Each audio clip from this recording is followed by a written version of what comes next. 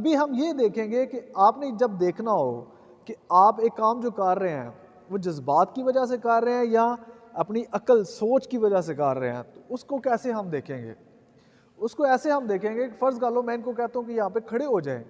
تو ان کو جب میں یہ کہہ رہا ہوں کہ یہاں پہ کھڑے ہو جائیں اور میرے مائنڈ میں اس کے پیچھے ایک وجہ ہے کہ میں ان کو کیوں کھڑا کر رہا ہوں، تو پھر یہ جذباتی فیصلہ نہیں ہے، یہ عقل کا فیصلہ ہے۔ آپ کو سمجھ آ رہی ہے؟ یعنی کہ جب عقل کا استعمال جب ہم کرتے ہیں تو ہمارے پاس کوئی نہ کوئی وجہ ہوتی ہے، یعنی کہ ہم فرض کر لو کہ میں نے ان کو ڈانٹا ہے، تو اس لیے اگر ڈانٹ رہا ہوں کہ ان کی ایک عادت بری ہے اور وہ عادت چھوڑ دیں، تو پھر میں جذباتی ہو کے ان کو نہیں ڈانٹ رہا۔ لیکن جذبات کو کیسے اب ہم پہچانیں گے کہ میں نے ایک کام کر دیا لیکن مجھے پتہ ہی نہیں چلا، میں نے ایک کام کر دیا ہے مجھے اس کی وجہ پتہ ہی نہیں تھی اور خود بخود کر دیا۔ مثلا انہوں نے مجھے میرا نام الٹا بلا دیا ہے اور میں نے ان کا نام الٹا بلا دیا ہے بنا سوچے، تو یہ جذبات کا رسپانس ہے، یعنی جذبات کا جواب ہے،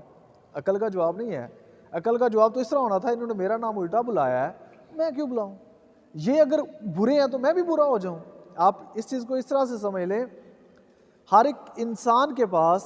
جو ہوتا ہے وہ وہی دیتا ہے، اس کو اچھے سے سمجھیے گا۔ جس انسان کے پاس جو ہوتا ہے وہ وہی دیتا ہے۔ اگر آپ میں نفرت ہے آپ دوسروں کو نفرت دیں گے،